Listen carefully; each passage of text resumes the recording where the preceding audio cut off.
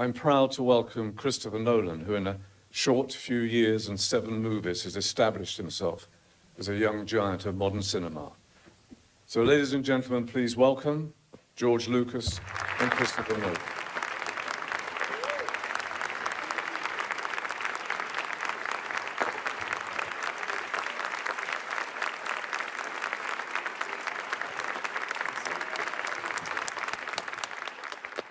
So much has been written and talked about Star Wars. We're not going to worry about any spoilers here. I'm just going to assume that everybody in the crowd knows what happens at the end of the film.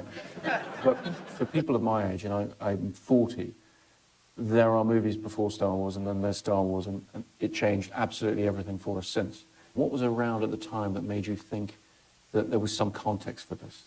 To be very honest, there was no context other than 2001, which was really science fiction. And Kubrick did that,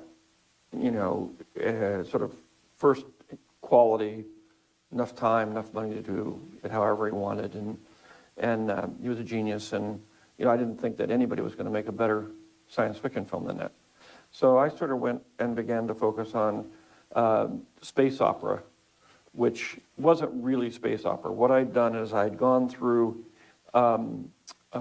I'd loved Saturday matinee serials when I was a kid. They were on television. These sort of all-out action picture. It had a cliffhanger after 15 minutes, and then each one was 15 minutes long, and then it was a serialized thing. And I really wanted to do something in that genre. Well, the original impetus was being an angry young college student. I did THX, and THX is based on the fact that if you tell people we live in a miserable world, this is a parable about the way we live, and we're all screwed up, the country's screwed up, our society is screwed up, that people will jump up and throw down the tyrants. Well, obviously it didn't happen. Nobody went to see the movie. So that didn't have much of an effect on anybody.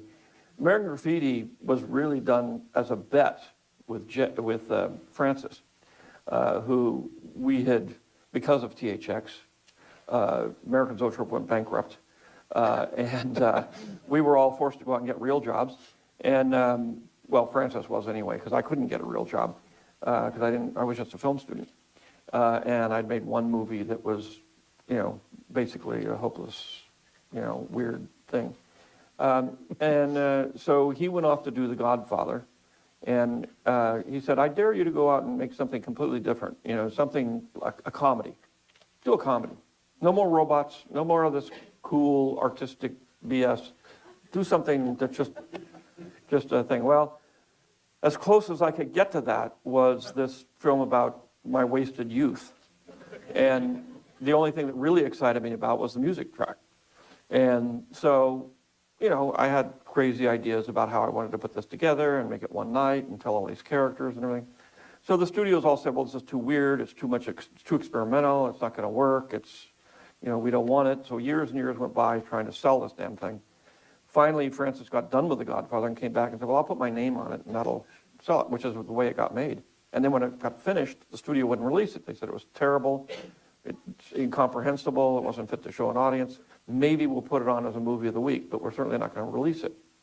Before that, I had this idea of doing a kind of space opera. I actually had 2 films that were very much the same. One was about an archaeologist, which was a Saturday matinee serial, and the other one was a space opera. And I had picked the space opera because I wanted to take, I'd started out in college as an anthropologist, and I'd always wanted to take mythology and take the psychological underpinnings and motifs of mythology from all around the world and boil it down into things that seem to resonate everywhere in the world. And I said I could take that concept of the... Wow, they thought American Graffiti was too weird and... What did he say? Artsy? Really? And incomprehensible? That movie? It's pretty comprehensible. It's a pretty simple movie. So I think it's a really good movie. Very well made. That's interesting. And he couldn't get it released until Coppola put his name on it because he just made The Godfather. That makes sense. Lucas actually shot a few parts of the first Godfather, actually. like the sequence with the newspapers and that part and a few other parts. I think he actually was a cinematographer for. I don't know if his name's in it, but he's kind of, I think, helping him out because he was shorthanded. Psychological underpinnings of mythology, combine it with the exciting action adventure of a Saturday matinee serial, and that would be kind of a cool movie. And so I went to Flash Gordon rather than Don Winslow of the Navy or all these other things. And when I went to get a deal for American Graffiti, which I couldn't, and I said, I finally got David Picker at United Artists to say, well, okay, well, we'll finance this script. I mean, I do have the advantage of being a writer, so, and you do too, but it's like, to me, it's like, okay, I can just, so they paid me the giant sum of $10,000 to write a screenplay. When I wrote it, they said, we don't want it. I took it around to everybody, nobody wanted it. And finally, I say, when Francis attached his name to it, I got it done at Universal. But it was a real struggle, and I didn't get paid much. So by the time I finished that, I was ready for a job. Because I had no money whatsoever. So the primary thing was to actually make some money so I could get a thing. So I had this other project. The other thing about American Graffiti was that I finished it like in February. The studio wouldn't release it. They said it was terrible. So what we did was every time somebody from the studio, the TV department, to see if they could put it in television, the marketing department, to see if they could figure out a way of marketing it, everybody, whenever they'd have a screening at Universal, instead of letting them, the three executives, sit in a little room, they got little rooms where you could seat about 12 people. We said, no. And we put them in a room this size. And we invited everybody at the studio, anybody who had friends, anybody to see it. So everybody, they always saw it with a full house. And of course, the screenings we'd had were all, sensational. Everybody just went screaming, yelling, went crazy. Well, yeah, because if anyone doesn't know, it's not actually a terrible movie. It's actually a very good movie.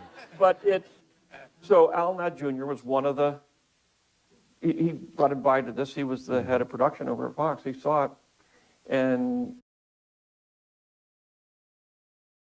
he was one of the most logical and visionary studio executives I've ever met. And he simply said, look, I love that movie. He said, what do you got? Well, I got a thing. Of course, when I'd gone and made the deal with David Picker to do American Graffiti, he said, what else you got? I said, well, I got this kind of space opera thing called Stormy. Well, we'll take that too. And of course, so then it was at United Artists. Of course, then when I went to get American Graffiti, I did it at Universal. They said, well, okay, we're going to make it a 3-picture deal. We make more, but we don't think that legally we can get away with more, so we'll just take 3 pictures from you, the 7 years of your life. So he said, I don't understand what you're talking about, but I think you're talented, so whatever you want to do is fine with me. Now, how many times have you ever heard that? I trust the talent, not the script. I mean, it's just, those were the days. They weren't really, but there was a little thin thread of rationality that came through the film industry in the 70s. Really, I mean, it was amazing. And everybody talks about how it happened, but mostly it was because all the moguls had died off. The corporations bought the studios and everything was in chaos. So you had odd people being hired to run things, and they didn't know about power yet and all that kind of stuff because they weren't getting stock options. So it was like an amazing little time. To make a long story even longer, that was the context in which I actually started writing the film. It took me 2 years of research with basically mythology and a lot of things. I had taken a lot of mythology when I was in college because of my major. So I distilled it down, wrote a script. I wrote a giant script. The original film was basically subtitled The Tragedy of Darth Vader. And in the beginning, Darth Vader comes in and kills everybody. And in the middle, you find out that this kid is actually the son of Darth Vader. And in the end, the son validates, vindicates, and allows the father to be... So that was the movie. But of course, I wrote it was like 250 pages. And so I said, well, this ain't going to happen. So even before I turned it into Fox... Did you ever show them that? I never showed them that. I knew enough to know. Look, the budget of the film... Yeah, and I think it's for every page, it's a minute of the movie. So it's 250-minute movie. So yeah, it's not gonna work. Film at that point was $3 million. Wow. So I knew that that wasn't going to happen. So I said, well, I'll take the first act and I'll make that into a movie, but I swear I will make the other two movies. I'll make this whole thing. I accidentally opened a hornet's nest, but I am actually going to see it all the way through to the end. I mean, I was sitting there writing this with one movie that made, less than $300,000 or $400,000, another movie that was so bad that it wouldn't even be released. And so I was struggling away writing the screenplay because I was getting paid more actually to write that screenplay than I got to do everything on American Graffiti. So what did they say when you gave them the script then? You had your first act. I gave them the script. Laddie said, look, I don't understand this. Dogs flying spaceships? What are you talking about? This is ridiculous. But you're a really talented guy. Go ahead and make it. And then literally no notes? None of the no notes. studio notes? I got very lucky. I came out of film school. Francis and I moved to San Francisco. We never really got involved with the studio system at all. Francis had been involved, and he said, this is enough. After Finian's Rainbow, he said, I'm never doing this again. And then after I sort of sunk American Zoetrope, he had to come back and work for Paramount to do Godfather, which was really, to be honest with you, one of the most horrific experiences that I've ever seen a director go through in terms of,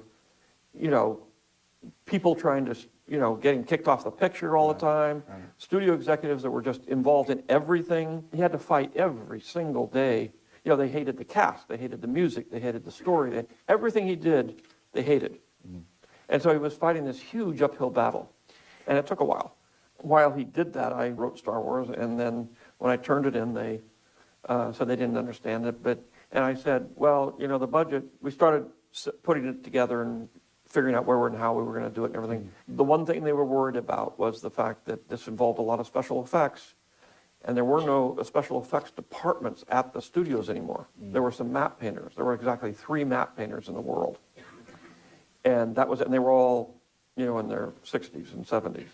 And Kubrick had built his own unit, which then turned around and disbanded when he finished.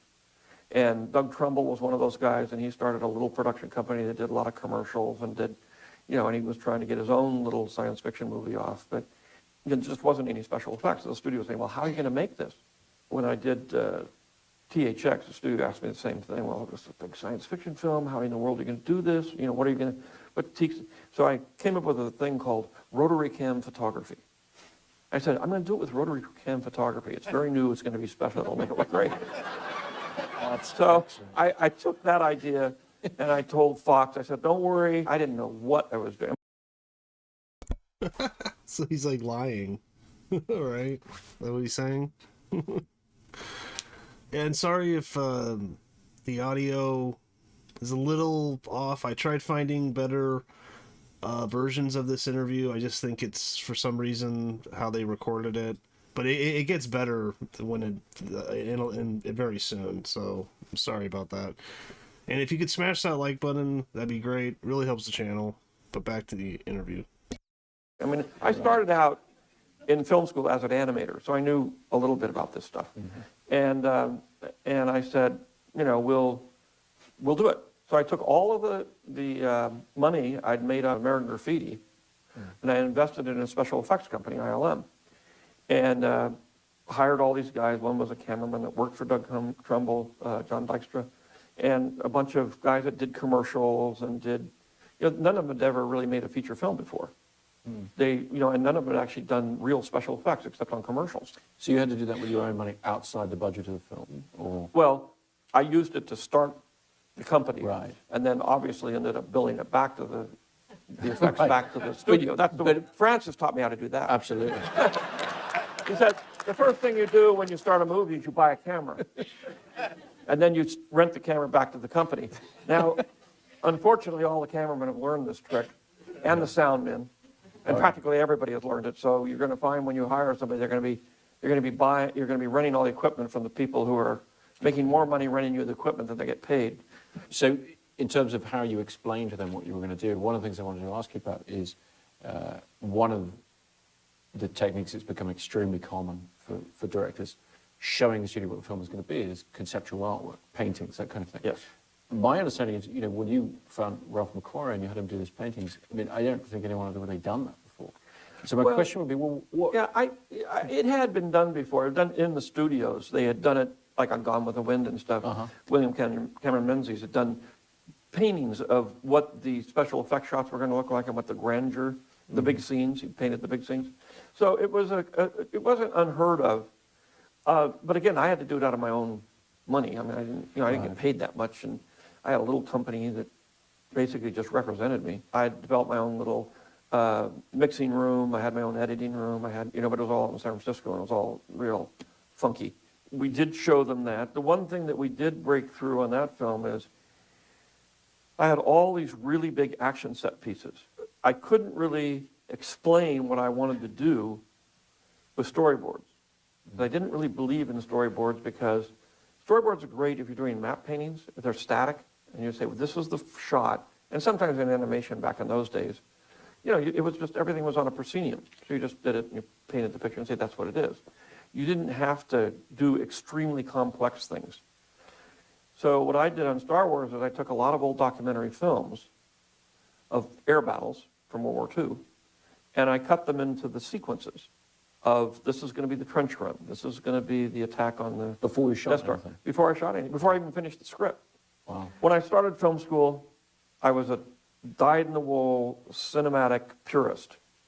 I said, and I went to school, and I had to go into screenwriting, and I got into huge fights in the middle of classes with the screenwriting professor, saying, character is bullshit. Story doesn't mean anything. That's for the theater. That's for books. That's not for cinema. Cinema is the art of the moving image. You are eviscerating this whole art form with your kind of reproducing other mediums and other art forms. So I was really not a real fan of writing, which is ironic that mostly what I do now is write. But so when it got to that part of it, I knew that I couldn't write what I wanted. And I knew still drawings couldn't tell me what I wanted because I had to do it in terms of motion. And I knew that the secret behind what I was doing in terms of visual effects by that time, the one thing I grabbed onto was that as opposed to Stanley Kubrick, who has got 1 2-minute shots in his film, where the thing just sits there and the ship sort of slowly cruises. But you can see every detail on that, and it's perfect. So I said, I'm not going to do that. What I'm going to do is I'm going to do shots that are only about, 12 frames, 32 frames at the most, and it'll move by so fast that you won't see the matte lines. And you won't see, how it's put together. It'll just be a razzle-dazzle of visual fantasy. Well, let me ask, because I asked my boys, whether they had any questions. And one of the questions was, how do you do the spaceships flying and all the rest? And I thought, well, it's the obvious question after you watch Star Wars, because for those of us seeing it for the first time as kids, it was completely mind-blowing and exciting. And I guess, did you have any films you could point to, other than 2001 with this extremely slow through-the-frame motion? Well, being from film school, and I was a big Kurosawa fan. So I would say Seven Samurai had actually more of an effect, even though the idea of telling the story from the point of view of the lowliest servants came from Hidden Fortress. But the actual, there were Bullet. I mean, there were a lot of movies from that period. That was a movie that was at that period. That was very exciting, very fast, very, and so I had become obsessed with the kinetic nature of film, and most of my student films were very kinetic. There were a lot of very fast cutting and that sort of thing, and I went on really to be an editor, and I started working as an editor, so my whole focus was on editing. And so I figured I'd just trick everybody, and we would make this really fast stuff, and if a shot didn't work or something, we'd just put a big boom there, and they'd blink their eyes, and they would go away. It's you could fake it, which is what basically I did in the end. And we had to, in order to do that, we had no technology to do what we were doing. And so I had started as an animator. I really started as a cameraman, then when I went to film school, I started as an animator. And we came up with this idea of basically taking an animation stand and hooking it on rails and on a camera and putting the model there and using it just like a animation stand. But an animation stand relies on precisionally machined parts so that everything is exactly the same. So it really became a thing of metalworking and, making a precision thing that would move down a track, and we could repeat the same move every time. Also link it to computers, which was the first time they were just starting to put computers on animation cameras. And so we just said, well, we'll just do it that way. And without that, we could never have done it, because it literally was like 800 very, very short shots. Right. And it was basically a model on a stick with the camera moving past it, and then doing the same thing on the star field, and then matching those things together. So even though it's really simple now, it was a big head scratcher at the time. Yeah. And everything depended on it. There's, the inevitable reality that you get. It doesn't happen that much anymore. I mean, it's just, of course, some people don't use ILM, but some people, you come, and I had this horrendous, what was it like? I mean, well, it was unbelievably miserable, which American Graffiti was unbelievably miserable. THX was fun.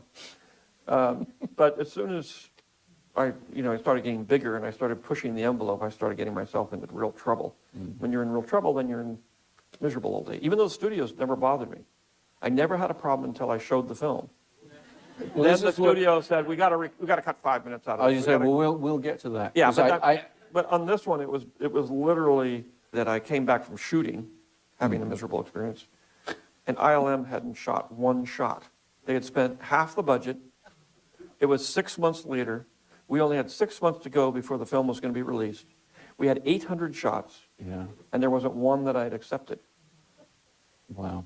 And I was Slightly tense I thought this situation. was not going to work. Right. I had walked out and stood up and realized that I'd painted myself in a corner and I didn't know what to do. So all of the ILM stuff got put into place as you were going into production, or even before? Yeah, as soon as I started writing, and as soon as they said, okay, they'd accepted the script. So as soon as I started pre-production, I started ILM. So they were working, and we had to build the whole thing, and we had to build the cameras from scratch, and we had to build, and I'd hired a couple of those guys before that just to start figuring out the technology, how we would do it. And I had Ralph McQuarrie doing drawings of what I wanted everything to look like, because, again, you can't read the script and understand what I'm talking about.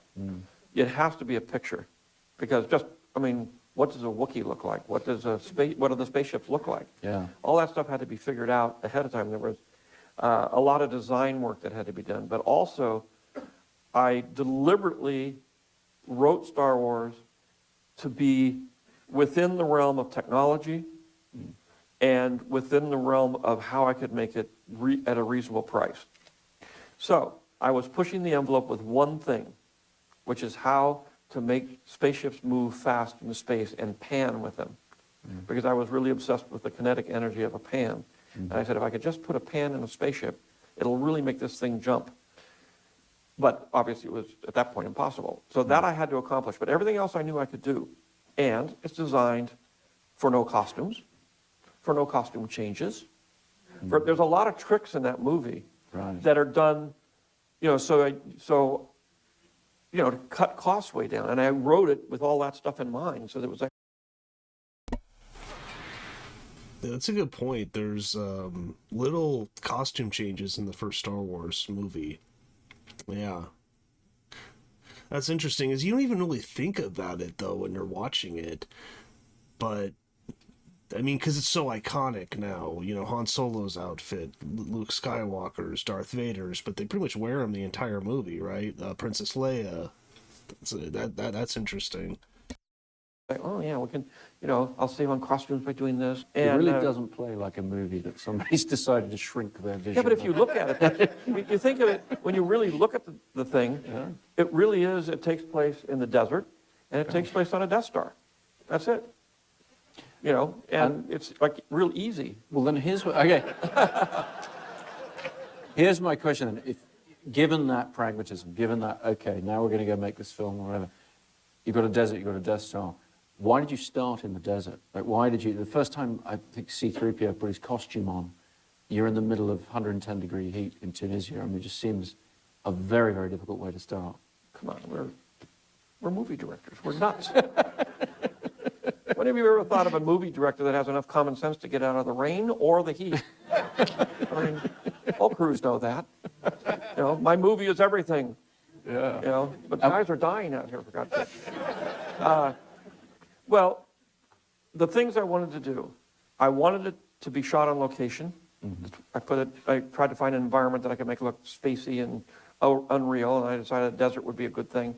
That I could actually shoot on location so it looked realistic, because I was very keen to have a patina of immaculate realism, which is something I learned from Kurosawa, which was to say, even though this is a ridiculous story, and it has no reality in it whatsoever, I wanted to make a world that looked like it had been lived in, that had logic on every level, that every cultural artifact, every set piece had a reason for being there. It wasn't just sort of willy-nilly. And obviously everything had to be designed. And of course, a lot of it in that one was sort of designed around things we could get our hold of and find.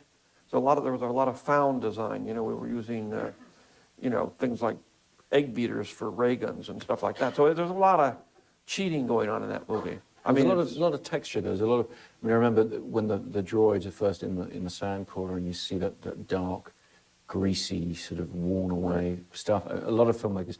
I mean, Ridley Scott. I've read about him talking about how much he was influenced by that when he then went to do Alien and Blade Runner. Just the idea, and it seems in retrospect a simple idea, that things would age in science fiction as opposed to being perfect. But I don't think it had ever been done before. I'm pretty sure it hadn't. It was pretty shocking when I did it, because everybody thought space, science fiction, it's all clean and perfect. Yeah. But even when I did THX, it was used and dirty, and there was water running marks down the walls and all kinds of details, robots that didn't work. For whatever reason, my relationship with technology has always been a little bit. I mean, I started out building cars, so it all comes from the point of view of working in a garage, where you work on broken cars. And I tell my son how lucky he is now. But in those days, when you drove, to the next town, if I lived in Modesto, if I drove to San Francisco, there was pretty much like a 25% chance that you wouldn't make it. That the car would break somewhere along the line, or you get a flat tire, but you just basically wouldn't get there. And you'd have to stop and call 3A or fix the car yourself or do whatever. But now, cars are almost invincible, But in those days, cars were sort of like computers are today, where, they don't always do what you tell them to do. So did the crew, John Barry, the designer, and all this, did they embrace that philosophy? Did you have to convince them? John Barry and the art department. John Barry was a really fantastic art director, really, really great guy. He put together an art department, prop guys, the whole little group. They were completely and 100% on my side, and very, very supportive of me in every possible way. And no matter how wacky I got, they would go along with it, and they came up with other things. They actually contributed a lot by bringing things in, even, because again, it's one of those things where the design work in Star Wars, and especially as it goes on to all the other ones, is huge. I mean, it's beyond anything that anybody can imagine. It takes at least 3 years, and 7 or 8 guys now. I mean, I have a permanent design department, just does nothing but design stuff. We had to do that much work, and while I was writing the script, I had the designers working, designing stuff. Even when that was the first people I put on. Like Ralph McQuarrie, and then we put on more guys, Joe Johnston and a few people, and I had designers working the whole time I was writing the script for those 2 years. And that's why you never see it. It's like, yeah, maybe Lord of the Rings, but we kind of know there's forests and whatnot. But there are very few movies that involve the level of design work that something like Star Wars does, because there's nothing in it to relate to. You can't say, well, we'll work on these 3 little things, and this is a car, and this is a building, and this is a boat. Well, you know what those are. This is a fork. You know what that is. Yeah.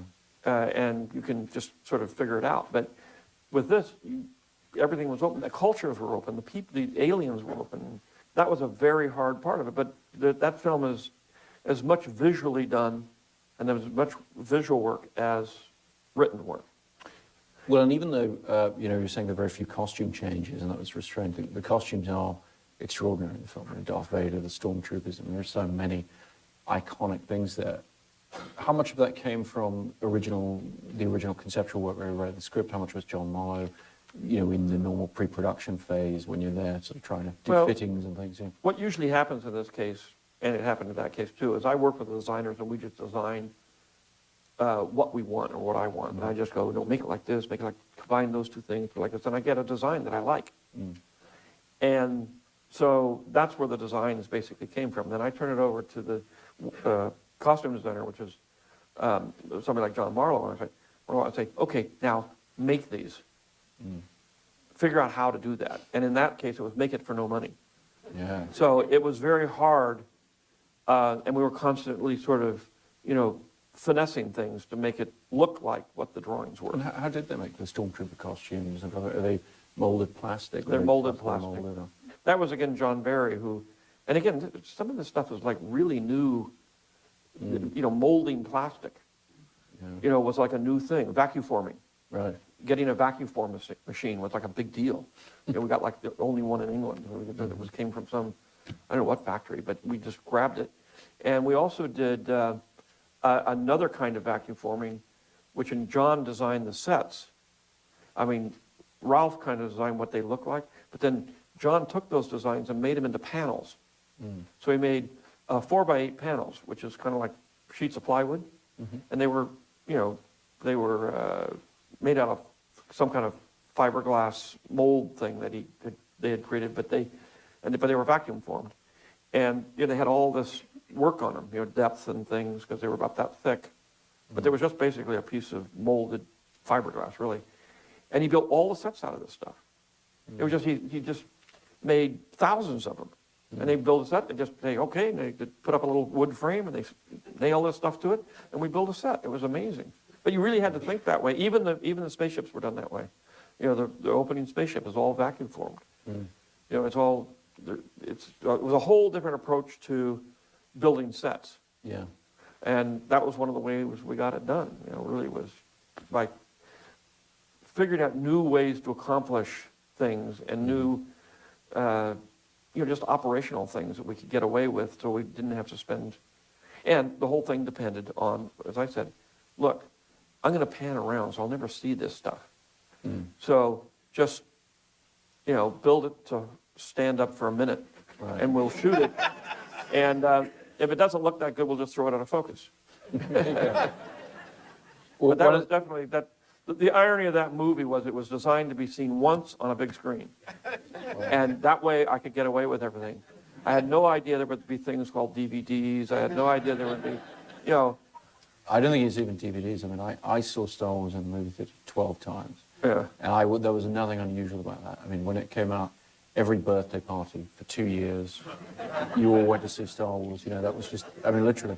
But I'll say, there was one thing which is also part of it was that I made it a very rich environment, a very rich frame. There's a lot of detail in a frame, a lot of busy stuff.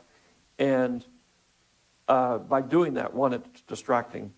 But I did it because I said, look, I'm going to assume that we've been here. This is just like, you know, shooting Batman. You know what New York looks like. It sort of looks like Gotham. Gotham looks, you know, just, okay, fine, cars, whatever. We've been there before. We knew what this was like. So I didn't stop for anything. And I didn't hold on my map paintings. Right. You know, I said, you know, Death Star. We've all seen a Death Star. There's Death Star. You don't have to linger on it. Yeah. We would just, as if it were the Empire State Building. You know, just, okay, that's fine. But they used to, you know, a map painting costs so much money that it's inevitable the studio and the director and everybody wants to put it on there for a long time. Hey, look, this really costs a lot of money. We're going to show you how great we are. And I said, no. And everybody went crazy. I said, you put all that money in a map painting and you literally let it be on there for 32 frames?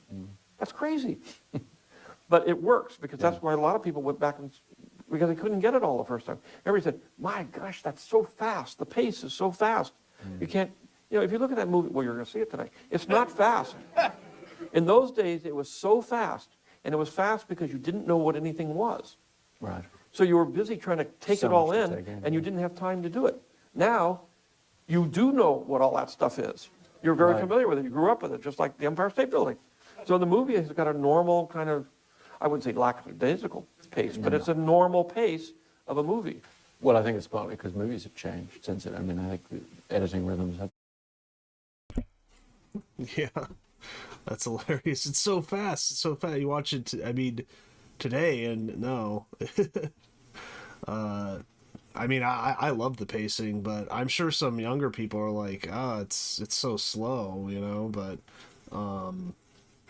that's a good point, though, about the world, because that's like great world building to me is, you know, it's so quick shots, but there's all this texture, there's all this detail, and that, yeah, and that encourages you almost to go back and rewatch it.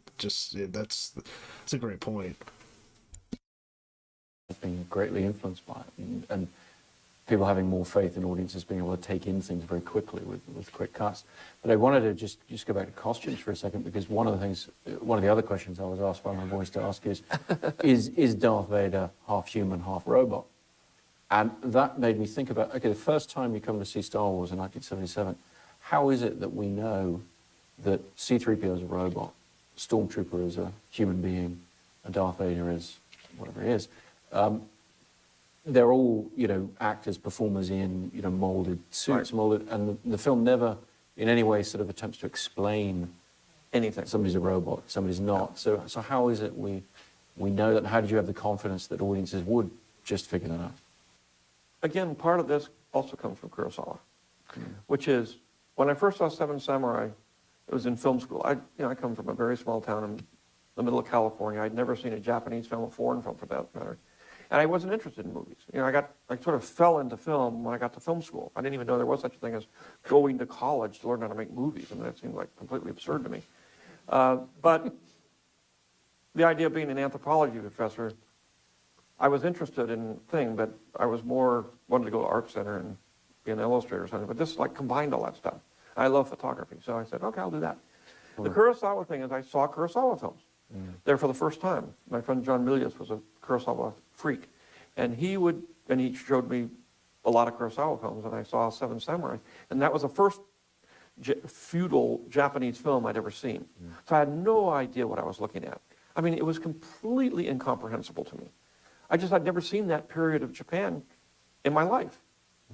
I missed that. And so I was sitting saying, what in the hell is going on? Who are these people? And why are they doing them? They're talking about all kinds of things. Didn't have any idea what they were talking. I mean, it was in Japanese, but at the same time, even in English, it didn't make any sense. You know, because there were all these, you know, traditions and things that I just, you know, and I said, this is so fascinating just on the watching a strange culture that you'd have no idea what it is. Just the fascinating part of it. Which is probably the anthropology part, which is to go strange places and watch people, you know, indigenous people do strange things, you don't know what it is and why. So I decided to take that concept and put it into Star Wars. I said, hey, I could watch Seven Samurai. I didn't know what I was looking at, but I enjoyed it, even though I didn't know what they were doing. So I said this, you know, and I will give enough clues to, you know, make it obvious. You know, if you saw the whole three movies all put together in one piece and it was only 2 hours, a lot of that would make sense because everything would be revealed. But because it took 9 years to do it, when people first saw Darth Vader, they didn't know what he was. Is he a monster? Is there a guy in there? Is it a robot? They didn't know who he was. He was just the villain. He was the villain. And he was such an iconic villain, which again, you know, at the time I didn't have any idea that any of this would work or that it would have the impact that it did. You just don't think that way. You just do your best job and it comes out. And that, more than anything, in the end, made me do the first three movies. Because I had this whole backstory because I wanted to start with episode 4. Because I wanted to be like a serial. You come in, you hadn't seen the first. Again, same idea. You're coming in, it's like a television series. You're like 24. You know, I don't know what's happened before. What's going on? Who are these people? And, you know, if you don't come in the first episode, you come in the 5th episode. So I wanted that kind of throw you right into the middle of something you don't have any idea about. But then later on I realized that the tragedy got lost in that, and if I told the backstory, which was obviously written before the actual film, that it would make more sense. You know, you start out as a nice little kid, and he actually was a nice guy, and he turned bad. And shot the whole film in England, stages there. What led you to England? I said, well, I would like to make one big movie. You know, you shoot on sound stages, like a real movie. Because I was a guy that shot on the street for, you know, a few $100,000, and that's where I was. And I said, well, I'm going to go back to doing these abstract art films. But before I do that, I sort of got myself wrapped into this, you know, regular traditional movie thing. I won a scholarship to go work at Warner Brothers for 6 months, you know, as an observer. I just said, I'll never work here, but I should see what it's all about, this Hollywood thing. And then I got mixed up with Francis, and then we fled Hollywood, and I was kind of on the fringes, but I was kind of making, you know, regular movies. I said, I want to make one that has, you know, big cameras and sound stages and all that stuff. But I lived in San Francisco, and we didn't have any of the, you know, there's a huge infrastructure you need to do that. Well, to be very honest with you, down here, the studios mostly are filled with television. So it's very hard to get, you know, I needed like 11 sound stages. And it's like, they didn't have 11 sound stages down here to spare, they were all television. But London had great talent. They had great actors.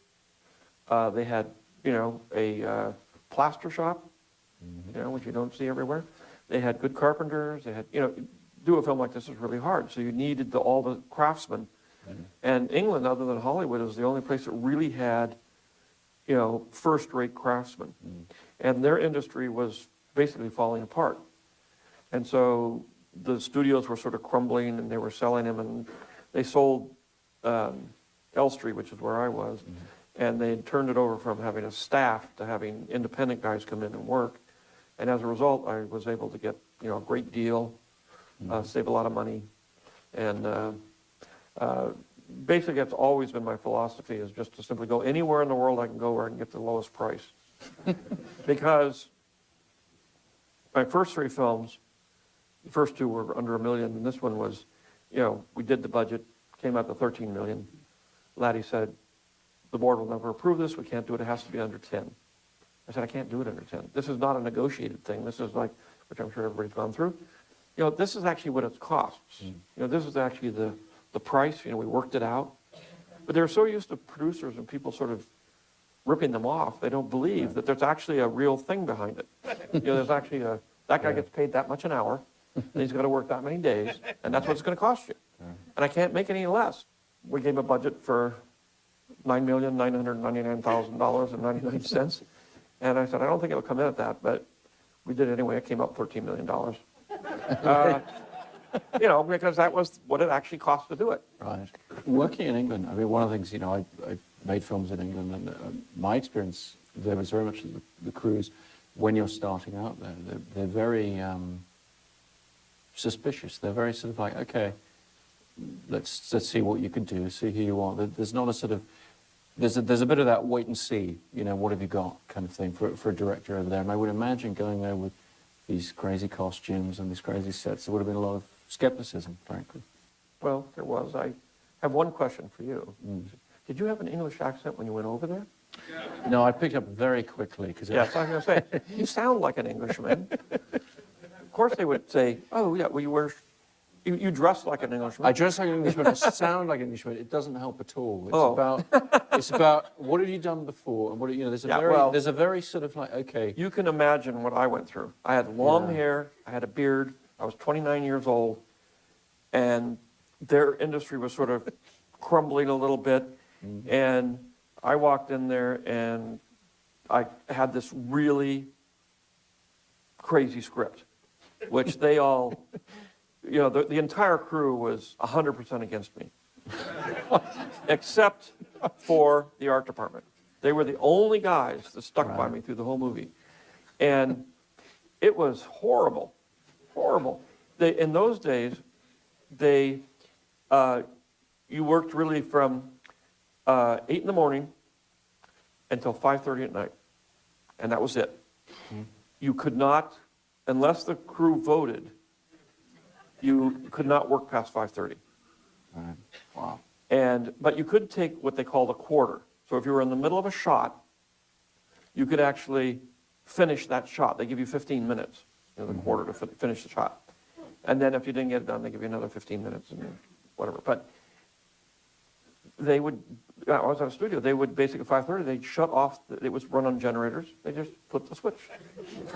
And that was the end of it. And you had to get the crew to vote. Well, the AD was way against me, the cameraman was way against me, and every time they would say no. No matter how the vote went, they'd always look to them first, they'd say no, and then everybody would vote no. Except the art department would vote yes, but of course they were outnumbered. So I had to get it done at 5:30 every night. Wow. It was, and that was the least of it, but that was, they just had no idea, and they were very, they basically thought the film was stupid, which, if you read it, it sort of reads kind of stupid, but, and we had this big 7-foot thing walking around the set, and not, and guys, and green guys with long snouts, and, they thought it was a very bad version of Doctor Who. So, Well, you've got Darth Vader without James Earl Jones's voice. So you've got, I guess, Dave Prowse doing the dialogue through him. Probably not the same impact, that was one of those things where, he had a very northern England accent, which is almost Cockney. It's just, very, very thick and ridiculous for a movie. And he, I hired him because he was big. I just needed a big guy. And he was in Clockwork Orange, he was this giant guy, and I said, well, all right, this will work. I needed somebody who was like, close to, like 6'7"-ish, 8, 9 there. And I always was going to replace his voice. I was going to replace Anthony Daniels' voice. All the people that you didn't see, I was going to replace their voices over here with Americans. Because again, I was making an American film in England, and most of my actors were English. Right. So, except for the key people I brought over, and of course the union wouldn't let them come in the country, and we did get in reasonably easy on that movie, but when we went back to do Empire, they wouldn't let him in at all. I said, this is a sequel. These are people. Yeah, and apparently David Prowse, the guy in the suit for Darth Vader, was angry when he was dubbed over. And, and apparently, he complained about it a lot and was angry about it. But yeah, it's like, if you listen to the guy's voice, it's not going to work. Like, there's the impact is totally gone of Darth Vader. And yeah, he is in A Clockwork Orange. In the scene with the guy, like, he's in a wheelchair, and I think he kind of picks him up and puts him in the wheelchair, and that's the scene in the house that they attack. But People that are in the other movie, we already hired them. There's only 3 American actors coming in on a movie with 250 actors. You're going to not have this movie come here because of that? But anyway. Well, it got done. And so then you go back to the States and you see no shots from Ireland after a year's work and half the budget. Presumably you panic a little bit or try not to. Well, it was worse than that. I had shot the film.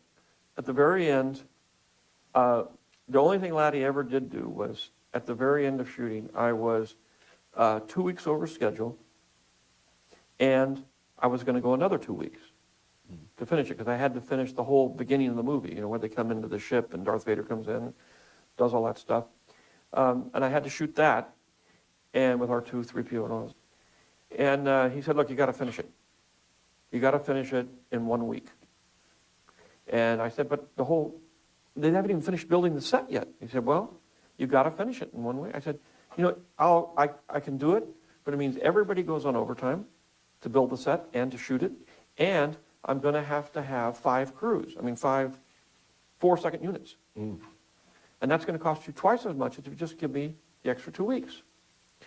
And he said, I don't care, you got to get it done. And this is where the reality of making movies comes in, which is later on, literally after I finished the movie, and I started talking to members of the board and stuff, that I realized that the board had given him an ultimatum, that he'd have to go and face the board. This was with Fox. He was the head of the studio, but he basically, the board of directors was making every single decision. Of course, they were stockbrokers and people didn't know anything about movies. And they had given him an ultimatum.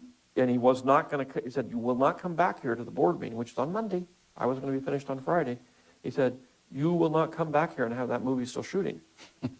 Wow. So he said, look, just get it done. So you got it done. But then I was cutting it together. I had a editor who I respected. He'd done some great movies. He'd worked for Richard Lester, who I admired. And I was an editor. And I was looking at this stuff. God, I'm doing such a terrible job. This stuff is not going together. It's not working. It's terrible. What in the world is going on here? This is just, it's bad. So I went in on a weekend and I started recutting the movie myself. And I started looking, I said, well, and I could see that every cut I was making was like 12 frames off. A lot of the angles and a lot of the performances were off. And I said, well, this isn't going to work. So I fired the editor. And this was about halfway through shooting. And I said, well, I'll just finish it when I get back, because I'm not going to be able to hire another editor now, and I only got another 6 weeks, and let's just get it over with. Came back here, I had no editors. I immediately hired 2 assistants to put the whole movie back together in dailies. Just completely take the old work apart. Put the trims back. Nothing, I had nothing. So I came back, I had dailies. Wow. I had no special effects. It was August. The movie was coming out in May. It sent me to the hospital. But So did you go, I mean, with ILM, you went down there, you started really... I started going down twice a week. And, I'd spend 3 days up north, 2 days at LA, flying back and forth all the time. That was when the airline was PSA, which I don't know if anybody remembers, that was probably before your time, but they had, PSA was an airline that flew like every half hour. It was like a train, and it was literally, you can see the posters, they still, if you do a period film, put a PSA poster, they had girls in miniskirts. But it was $13.95 to get from San Francisco to LA. Wow. Excellent. So those were the days. Now, I read somewhere, I don't know whether this is true or not, Wow, $13.95. Man. I'm sorry, inflation, the dollar just is not worth what it used to be. Man, wow. that ultimately with the visual effects as they went in, even at the end of everything, you were somewhat dissatisfied still. I was just curious about that because to those of us watching it, and as everyone will see in a minute, tonight, it's unbelievably mind-blowing how great the visual effects are. Well, I fooled you. Actually, in the end, I fooled myself because now that you can see it frame by frame, and everybody, you can go on the internet and there'll be a whole website devoted to one frame of the movie, which has been analyzed 6 ways from Sunday. And I realized that it wasn't as bad as I thought it was. And when I went to do the special edition, which was, we were going to re-release the picture. And I said, we discovered there was no print. We did a 3-strip in order to preserve it. Fox had never bothered to strike a print because it was $50,000, so they never looked at it. So when I went to retrieve it from the salt mines, the cyan was completely out of sync with everything else. There was nothing to do about it. It was just worthless. So I had to go to Poland and Czechoslovakia and stuff and start putting things together and then making a digital master, that where I could clean up the dirt and the grain and all that stuff. And then, and I wanted to put back some of the things that I'd never been able, by that time, by Star Wars, I had gone back to I'd gone back to THX. The studio had cut 5 minutes out of the movie. I said, I'm putting that, I went to them and I said, I want my 5 minutes back. Of course, this was before VHS. But I just said, I want the film to be the way I originally intended the film to be. THX, it really didn't make any difference. I mean, it's like, for God's sake, it's so abstract. What difference is 5 minutes going to make? But American Graffiti, there were some very sort of, to me, pivotal scenes that they cut out. And just for the same reason that they cut out in THX. Well, we can do it, so we will. And I was furious. And, you know, of course, nobody can come to your aid in a situation like that. You're basically screwed. And I was extremely pissed and bitter. And but when I Star Wars, I came back and I said, I want my 5 minutes back. So I got my 5 minutes back in American Graffiti. So then when I was moving along to, by this time I'd already done Empire and stuff. This was sort of before I decided to even do the prequels. And I was looking at the movies and I said, you know, it needs to be, we need to get a good print. So we looked and realized there was no good print available anywhere. So to preserve the film for the possibility of a reissue, we started working on it. I said, well, I want to put the Jabba the Hutt scene back in because, you know, basically ILM, you know, we had to create the Jabba the Hutt part. And we just had a guy in a furry vest because at that point I thought he was going to be a furry Jabba the Hutt. But He was going to be a furry. That's interesting. That scene's hilarious. It's just like this big fat guy with like a barbarian kind of skin outfit on. If you watch the original scene, and I like the scene, but yeah, I don't really like the special editions scene on that, because it's like it just doesn't work. You know, when they make him a digital slug creature, and yeah, I just don't think it works. Now, there are some good things about the special edition. Some people just say, oh, I hate everything about the special edition, but there's some good things. You know, they clean up matte paintings, they clean up color correction on models, and the sound is cleaned up a little bit, and so there's some good things. you know, it was just too much for them. I mean, they did no way they were going to get that finished. Right. And, you know, various other little, you know, matte lines. I want to get rid of all the matte lines because I hated the matte lines. And digitally, we can get rid of them. So I said, you know, I'm going to make it the way I wanted it to be, Right. and the way I intended it to be. So that's, you know, in the end, you want the movie to be the way you intended it. When I intended it, I had this vision of what I wanted. Well, from that day on, it just got compromised. Right. You know, in the script, in the, you know, 'cause the worst thing about being a writer is you can't blame anybody. You're the screw up. Once you get started and you shoot, you can say, well, it's the cameraman, it was a thing, and the thing, a studio, and you can sort of blame things on other people because you're under such duress, or the weather screwed you up. But when you get to the script, it's like, you know, and I wrote this giant script, and I couldn't, you know, I was having all kinds of issues and problems developing it. And when I made it, and with ILM, and with everything else, you know, by the time I got done, I said, this is, you know, like 25% of what I wanted. Well, let me ask this, because we have to wrap up now. And there's so many other things I wanted to talk about that I haven't had time, like sound and all the groundbreaking things, you know, just so many. But people need to see the film and get going with that. But I they've just all want seen to, it. they want to see it again. And I want to ask one last thing, which is, at what point then, when you edited the film, whatever, at what point, what screening was it where you finally realized this was going to work, this was going to be something special? I never realized it. Really? No. I finished it, and, you know, I was completely exhausted. 3 years of my life, blood, you know, and everything was going wrong all the time, and everything was sort of half of what I was hoping it would be. You know, it's like when you finish the day and you said, shit, that didn't go well. You know, and then you cut it together and you say, well, maybe we can save it by doing this, and maybe we can do it. So it was all like that. And I showed it an early version, which still had all of the you know, World War II footage in it and everything, which I showed to a bunch of my friends, which I'd done on all my movies. I invited it to come and see it. I mean, just, you know, a little screening at the house. And, you know, there was like 12 of them, and they all, some of them were very vocal, like, oh my God, what have you done? Some of them were, by their personalities and the kind of movies, they're all directors and writers. So, some of them that are a little hard were saying, what's all this force shit? You can't make a movie like that. For God's sake, this is ridiculous. But he helped me. I had a roll up at the head that was about twice as long as it was. He said, you're never going to make that. Let me help you write a new roll up here.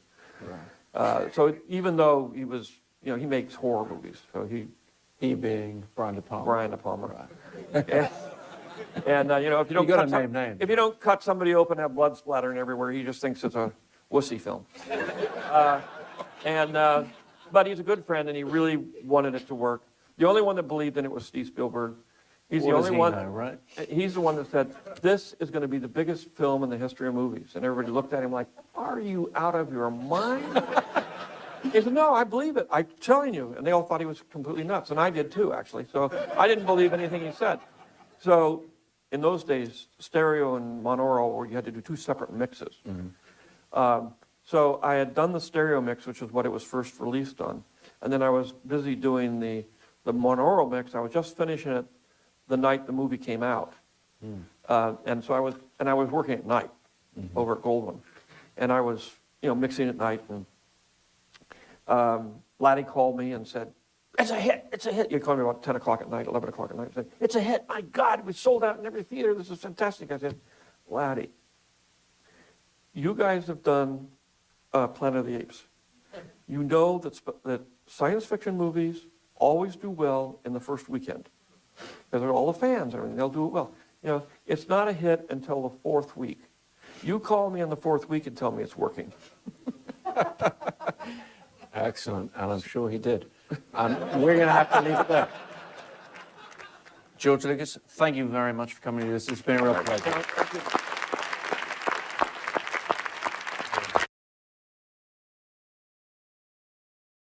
I was just So that was a great interview.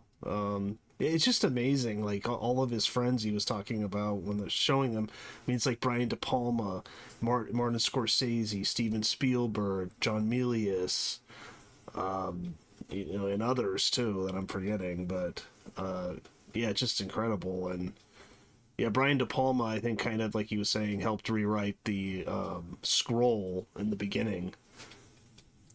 So he already had the scroll, because I thought I heard that he didn't, and then De Palma's like, why don't you have like a scroll like an old movie? But I guess he already had it, and then he's just like, you need to rewrite this, so he helped him out. But it's just incredible that time and all the talent that was surrounding him, and he was good, best friends with. And then Francis Ford Coppola was probably one of those guys too that he was showing the movie to. But yeah, anyways, I just thought that was a good interview, and comment below, let me know what you think of the interview, and if you enjoyed it, but yeah, that's about it.